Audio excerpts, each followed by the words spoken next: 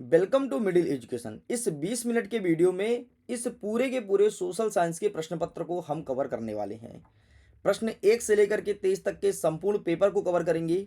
ये आपका कोई नॉर्मल पेपर नहीं है, ये है हाइब्रिड सैंपल पेपर। यहाँ से बोर्ड एग्जाम में डेफिनेटली क्वेश्चन देखने को मिलेगा। और अगर आप इस हाइब्रिड सैंपल पेपर को अच्छे से कर लेते हैं, आप अपने स्कूल के टॉपर बनेंगे। आपको टॉप करने से कोई भी नहीं रोक सकता है। तो चलिए स्टूडेंट्स, बिना टाइम वेस्ट किए फटाफट हम अपने क्लासेस को प्रारंभ करते हैं। और इस 20 मिनट में सारे प्रश्न के उत्तर को तुम्हारे सामने रख दूंगा ताकि उन्हें आप अच्छे से प्रिपेयर कर लो और तुम्हारे बोर्ड एग्जाम में डेफिनेटली देखने को मिलेगा। यहाँ पर निर्देश में कई सारी बातें लिखी गई है, जैसे सभी प्रश्न को हल करना अनिवार्य है। 1 से 5 तक आपको मल्टीपल चॉइस क्वेश्चन या फिर ऑब्जेक्टिव देखने को मिलेगा। वह टोटल 23 क्वेश्चन देखने को मिलेगा। 6 से लेकर 17 तक जितने क्वेश्चन रहेंगे सब 2 अंकी रहेंगे, जिसका आंसर आपको 30 वर्ड्स में देना है। 18 से 20 तक जितने भी प्रश्न रहेंगे इसका आंसर आपको देना है 75 वर्ड्स में। तो ये 3 अंकीय रहेंगे। एंड नेक्स्ट जो रहेगा इसका आंसर आपको देना है 120 वर्ड्स में। ये सभी क्वेश्चन 4 अंकीय रहने वाले हैं। बाकी अगर आप इंग्लिश मीडियम के हो तो सारे इंस्ट्रक्शन को आप इंग्लिश में रीड कर सकते हो। हमने टारगेट लिया है कि 20 मिनट में कंप्लीट करेंगे, मतलब फाइनली 20 मिनट में कंप्लीट करेंगे। तो जल्दी से सारे प्रश्न को अच्छे से देख लो कि क्या होगा इनका सही उत्तर। हमारा स्टार्ट होता है प्रश्न क्रमांक 1 से। प्रश्न क्रमांक 1 कह रहा है सही विकल्प को चुन करके लिखो। निम्नलिखित में से किसे सुनहरा रेशा कहा जाता है? तो यहां पर आपको झूठ लगाना है। Which of the following is called golden filament? तो यहां पर झूठ हो जाएगा। नेक्स्ट कहता है फेडरिक सारियू कलाकार थे। फेडरिक सारियू वाज एन आर्टिस्ट, तो वो थे आपके फ्रांस के, तो यहां पर फ्रांस लगा देना है। नेक्स्ट कहता है रोलेक्ट एक्ट का उद्देश्य क्या था? The purpose of रोलेक्ट act was, ठीक है, तो यहाँ पर है सभी हड़तालों को गैर कानूनी घोषित करना, या आंदोलनकारियों को दमन करना, या हिंसात्मक साधनों को कानूनी का उल्लंघन किया जाए, या शराब की दुकानों को पर धरना देना। तो इसका सही आंसर होगा ऑप्शन नंबर ए, सभी हड़तालों को गैर कानूनी घोषित करना, declaring all strikes legal. Next कह रहा है आपका चौथा नंबर की मुद्रण की सबसे पहले तकनीक किन राष्ट्रों के सामने आई थी? In which country the technology of printing was first introduced? तो यहाँ पर सही आंसर होगा Japan, China and Korea. Next कह रहा है कि उस प्रक्रिया को क्या कहते हैं जिनमें लोग ग्रामीण क्षेत्र से शहर की ओर पलायन करते हैं? ठीक है, what is the process called in which people migrate from rural area to cities? तो इसे क्या कहते हैं? तो इसे कहते हैं आपका नगरीकरण, मतलब urbanization is correct answer. Next कहता है मुद्रा का प्रमुख कार्य क्या है? The main function of money area. मुद्रा का प्रमुख कार्य क्या है? तो यहाँ पर कई सारे ऑप्शन दिए गए, इसमें सही आंसर आपको लगाना है ऑप्शन नंबर डी, उपरोक्त सभी, all of the above is correct answer. आगे बढ़ते हैं। नेक्स्ट कह रहा है प्रश्न क्रमांक 2, इसमें कहता है रिक्त स्थान की पूर्ति करो, फिल इन द ब्लैंक्स। पहला नंबर कहता है कि संपूर्ण उत्तरी मैदान किस मृदा से बना हुआ है? The entire northern plain in made up, ये किस मृदा से बना है? तो इसे कहते हैं जलोढ़ मिट्टी। ठीक है, आपको यहाँ पर जलोढ़ सॉइल लिखना है। नेक्स्ट, भारत में प्रेस का जनक किसे कहा जाता है? द एंटायर नॉर्थन, एक सेकंड ना, ये क्वेश्चन गलत है। यहाँ पर भारत का प्रेस में जनक हिक्की कहते हैं, तो यहाँ पर आपको हिक्की लिखना है। नेक्स्ट हमारा क्या कह रहा है कि ग्रीम बंधु का जन्म कहाँ हुआ था? ग्रीम बंधु वाज बॉर्न इन, ग्रीम बंधु का जन्म कहाँ हुआ था? तो यहाँ पर आपको लिखना है जर्मनी। क्या लिखेंगे? जर्मनी इज करेक्ट आंसर, या जर्मन। नेक्स्ट क्या कह रहा है कि धर्म के आधार पर भेदभाव ना करने वाले व्यक्ति को क्या कहते हैं? A person who does not discrimination on the base of religions. तो यहाँ पर आपको लिखना है धर्मनिरपेक्ष। क्या लिखोगे? धर्मनिरपेक्ष। ठीक है, ये कंप्लीट होता है। नेक्स्ट क्या कहता है एक प्रजातांत्रिक सरकार डैश डैश के प्रति उत्तरदायी होता है? The democratic government dash dash in responsible for. तो यहाँ पर आपको लिखना है पब्लिक के थ्रू। ठीक है, पब्लिक के थ्रू अर्थात जनता के प्रति उत्तरदायी होता है। नेक्स्ट कहता है जल एक डैश डैश संसाधन है? तो जल एक नवीकरणीय संसाधन है, नवीकरणीय आपको लिख देना है। Water is a dash dash eligible source. ठीक है, नेक्स्ट हमारा कह रहा है प्रश्न क्रमांक 3, सत्य सत्य बताओ, ट्रू फॉल्स।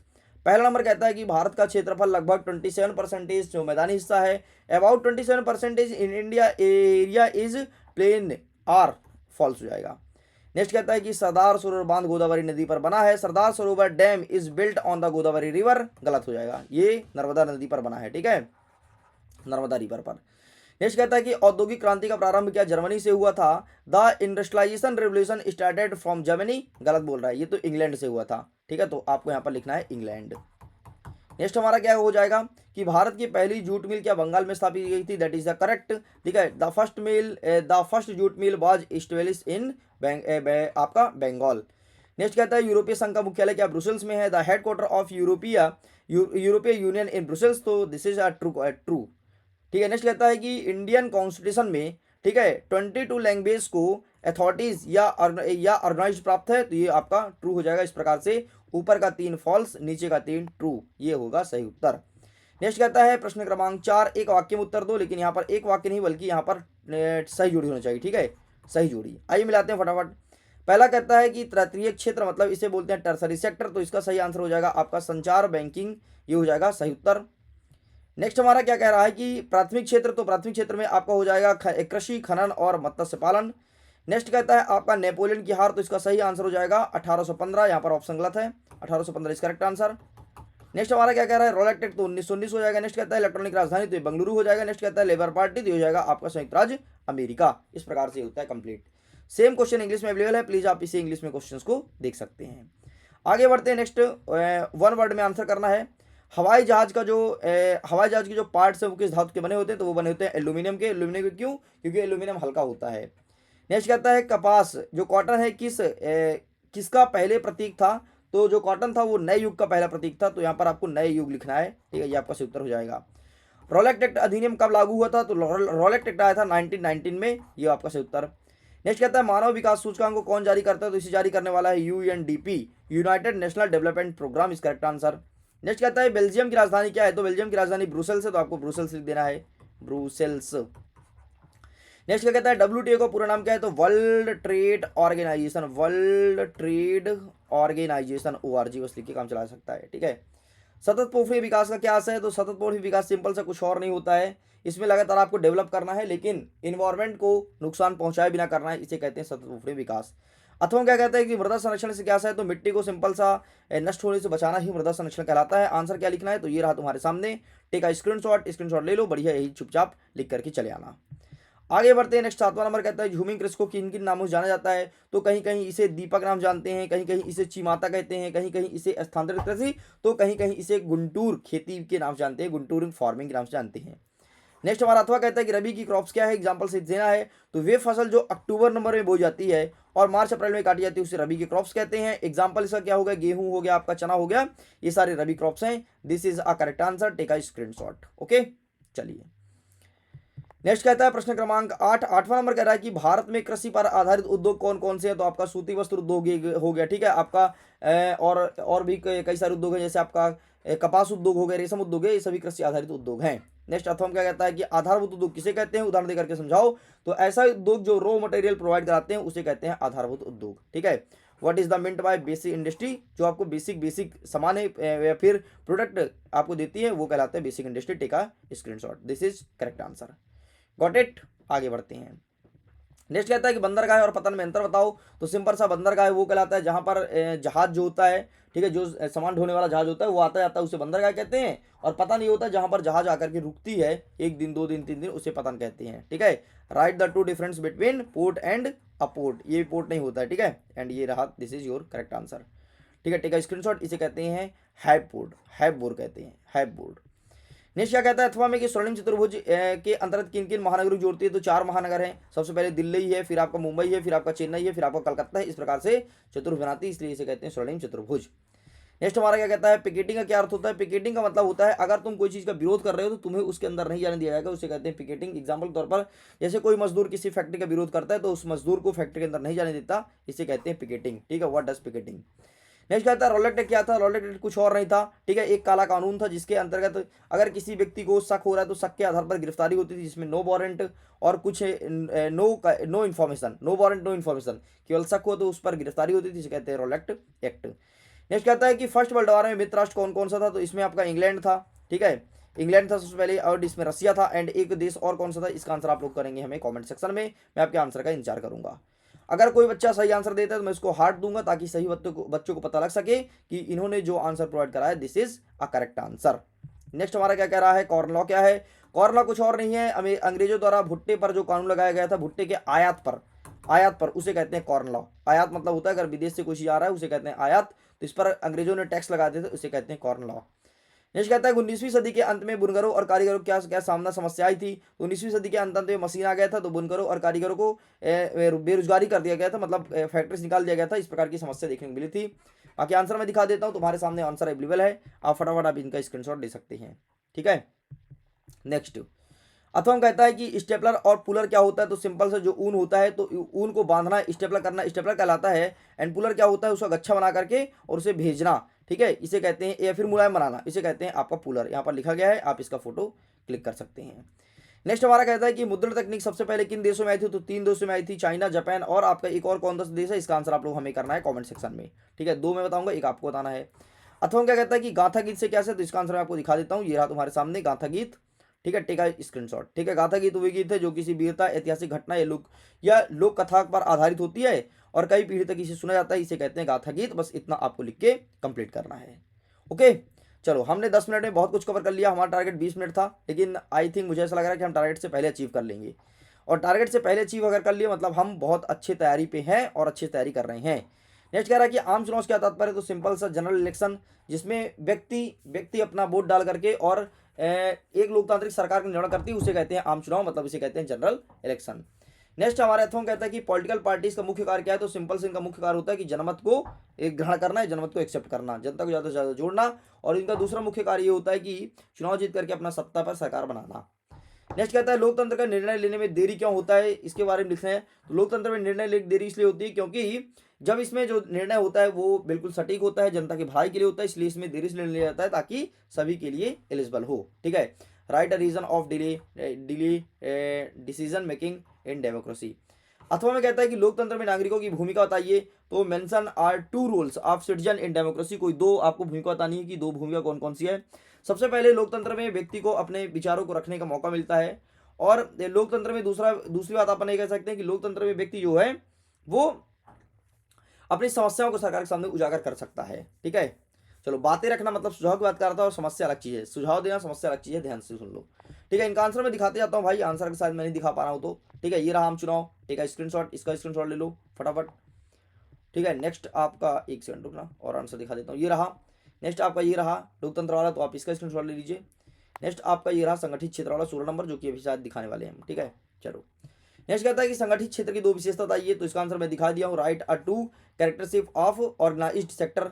अथवा में कहता है कि प्रच्छन्न बेरोजगारी क्या होता है, तो प्रच्छन्न बेरोजगारी सिंपल से वे बेरोजगारी होती है जिसमें आवश्यकता से अधिक लोग काम में लगे होते हैं, उसे कहते हैं प्रच्छन्न बेरोजगारी। एग्जाम्पल तौर पर समझना, जैसे एक खेत है, इस खेत में काम करने के लिए मात्र 5 लोग की आवश्यकता है, तो अगर घर में 7 लोग हैं तो 7 के 7 लोग काम में आ गए हैं, तो जो 2 लोग एक्स्ट्रा काम में आए हैं उन्हें कहते हैं प्रच्छन्न बेरोजगारी। मतलब भाई तुम कहीं और समय का उपयोग करो ना, समय दुरुपयोग क्यों कर रहे हो इधर आके। नेक्स्ट कहता है विदेशी व्यापार से क्या है, तो सिंपल सा इंटरनेशनल मार्केट, मतलब विदेश से अगर तुम संबंध स्थापित कर रहे हो, लेन देन, उसे कहते हैं विदेशी व्यापार, ये तुम्हें लिखना है। अथवा हम कहता है कंटेनर क्या होता है, इसकी उपयोगिता होता है, तो कंटेनर कुछ और नहीं होता, इसमें सामान को रख करके एक स्थान से दूसरे स्थान तक भेजा जाता है, उसे कंटेनर कहते हैं, और इसमें सामान आपका सेफ रहता है, ठीक है। What is this container. Next कहता है आरक्षित और रक्षित वन किसे कहते हैं, तो आरक्षित वन वो वन होते हैं जिसमें पशुचारण करना और वनों को काटना या फिर घूमना फिरना एकदम सख्त मना होता है, उसे कहते हैं आपका आरक्षित वन। और रक्षित वन किसे कहते हैं, जहां पर पशुचारण कर सकते हो, घूम सकते हो, उसे कहते हैं रक्षित वन। नेक्स्ट कहता है आपका अथवा वाला कि भारतीय वन्यजीव सुरक्षा अधिनियम 1972 के प्रमुख प्रावधान बताइए, तो right the main provisions of Indian wild life protect act 1972। सबसे पहले इसमें जो संकटग्रस्त जीव थे उन्हें बचाने के लिए किया गया था, मतलब संकटग्रस्त जीव अगर विलुप्त हो रहे हैं तो उनको पूर्णतः बचाएंगे। नेक्स्ट कहता है कि जो जीव एकदम पूर्णतः विलुप्त हो चुके हैं, जिनके 1 या 2 स्पीसीज बची है, उनको रेड लिस्ट में रखना है, ठीक है। तो मुख्यतः जीवों को बचाने के लिए कार्य किया गया था। इसके बाद इन्होंने राष्ट्रीय उद्यान और वन्य जीव अभयारण्य, ये सब इसी के अधिनियम के तहत बनाया गया था। नेक्स्ट कहता है संघीय सरकार की 3 विशेषता था। संघीय सरकार मतलब होता है फेडरल सिस्टम, फेडरल जो हमारे हिंदुस्तान में भी चल रहा है। सबसे पहले इसमें व्यक्ति को उनके स्वतंत्रता, मतलब वो अपनी बातों को सरकार के समक्ष प्रस्तुत कर सकते हैं, ठीक है, वो अपनी कमियों को उजागर कर सकते हैं, अपनी बातों को रख सकते हैं। सबसे बड़ी विशेषता तो इसकी यही है, बाकी इनका आंसर मैं दिखा देता हूँ। आप 17 नंबर का स्क्रीनशॉट ले लो फटाफट, ठीक है, कंटेनर वाला। ये रहा हमने आपके सामने 18 नंबर, तो आप इसका स्क्रीनशॉट ले लीजिए। एंड ये रहा आपके सामने वन्य जीव संरक्षण अधिनियम, मतलब Indian wild life protect act. Next area का संघीय सरकार, तो सबसे पहले सत्ता का विभाजन केंद्र और राज्य सरकार के बीच होता है। प्रत्येक स्तर पर सरकार का अधिकार संविधान द्वारा तय किया जाता है। एंड विभिन्न स्तर पर विभिन्न स्तरों की सरकारों को स्वतंत्र रूप से काम करती है, बस इतना तुम्हें लिखना है, ठीक है। ये रहा सत्ता का विकेंद्रीकरण, मतलब सत्ता का बांटना, तो आप इसका भी फोटो क्लिक कर सकते हो। आगे बढ़ते हैं, 20वां नंबर क्या है, मुद्रा क्या है, मुद्रा के कोई 3 कार्य बताइए। What they are benefits of decentralization of power, ठीक है, डिसेंट्रलाइजेशन ऑफ पावर। यहाँ पर आई थिंक क्वेश्चंस में टाइप मिस्टेक है, ठीक है, डिसेंट्रलाइजेशन ऑफ पावर नहीं होना चाहिए भाई, डिसेंट्रलाइजेशन तो अलग चीज़ है, ये तो विमुद्रीकरण कहलाएगा, या फिर आपको हिंदी में गलत होना चाहिए, ठीक है। मुद्रा क्या है, ये विमुद्रीकरण कहलाना चाहिए। डिसेंट्रलाइजेशन मतलब विमुद्रीकरण। एंड यहाँ पर थोड़ी मुझे डाउट लग रहा है यार, पता नहीं किस में दिक्कत है, हिंदी या इंग्लिश में, लेकिन क्वेश्चन में थोड़ी मिस्टेक है, ठीक है, इसको मैं चेक करूंगा जरूर। नेक्स्ट हमारा अथवा वाला देख लो कि हमें भारत में ऋण के लिए औपचारिक स्रोत कौन कौन से बढ़ाने को उपाय हैं, ये रहा तुम्हारे सामने। नेक्स्ट कहता है कि वायु परिवहन के कोई 4 महत्व को लिखिए, ठीक है। एंड नेक्स्ट हमारा क्या कहता है, अथवा में रेल परिवहन की अपेक्षा सड़क परिवहन क्यों महत्वपूर्ण होता है, तो इन सब का आंसर आपको स्वयं करना है, ठीक है। ये आपके लिए होमवर्क है, टास्क है, इतना आप कंप्लीट कीजिएगा। प्रश्न 20 ले लो, 21 एंड 22 ये आपको करना है। एंड अंतिम में मानचित्र है, तो मानचित्र आप यहाँ से देख सकते हो। इस प्रकार से अगर तुमको हाइब्रिड सैंपल पेपर परचेस करना है, 4 सेटों में मिडिल एजुकेशन लॉन्च करता है, जिससे बच्चों को बहुत फायदा मिल रहा है। और हाइब्रिड सैंपल पेपर से बहुत सारे क्वेश्चन आपके एग्जाम में आ भी रहे हैं। हिंदी में आया था 73 नंबर का सेम टू सेम, जो मैं पढ़ाया था, हाइब्रिड में दिया था। अंग्रेजी में 67 नंबर का सेम टू सेम। गणित में आया था आपके 71 नंबर का, 75 नंबर के पेपर में से 71 नंबर का सेम टू सेम देखने को मिला था। इसलिए आप साइंस और सोशल साइंस में जा सकते हो, बहुत फायदा मिलेगा अगर आप हाइब्रिड सैंपल पेपर को अच्छे से कर लेते हैं तो वीडियो पसंद आए तो वीडियो को लाइक करिएगा, मित्रों तक शेयर जरूर कीजिएगा। अगर आपको परचेस करना है तो सिंपल सा यहाँ पर पेमेंट करना है। एंड पेमेंट करने के बाद अपने पेमेंट का स्क्रीनशॉट विथ ट्रांजैक्शन आईडी इस मोबाइल नंबर पर शेयर करना है। शेयर करने के बाद 12 घंटे के अंदर आपको पीडीएफ डिलीवर कर दिया जाएगा। परेशान मत होना, बार बार मैसेज मत करना, एक बार मैसेज करके आप छोड़ दो, आपको ग्रुप में ऐड कर दिया जाएगा और पीडीएफ आप तक भेज दिया जाएगा। ओके स्टूडेंट, इस प्रकार से हिंदुस्तान का मैप भी दिया, देख लीजिए, ये हमारा प्यारा भारत। तो वीडियो पसंद आए तो लाइक शेयर एंड सब्सक्राइब जरूर कीजिएगा। मैं वीडियो एंड करता हूँ और आप सारे हाइब्रिड को ले लो, पढ़ लो, डेफिनेटली एग्जाम में टॉप करोगे, तुम्हारा बहुत अच्छे परसेंटेज आएंगे। ओके, हमारा टारगेट था 20 मिनट एंड हमने 16 मिनट में सब कुछ कंप्लीट कर दिया। Thank you.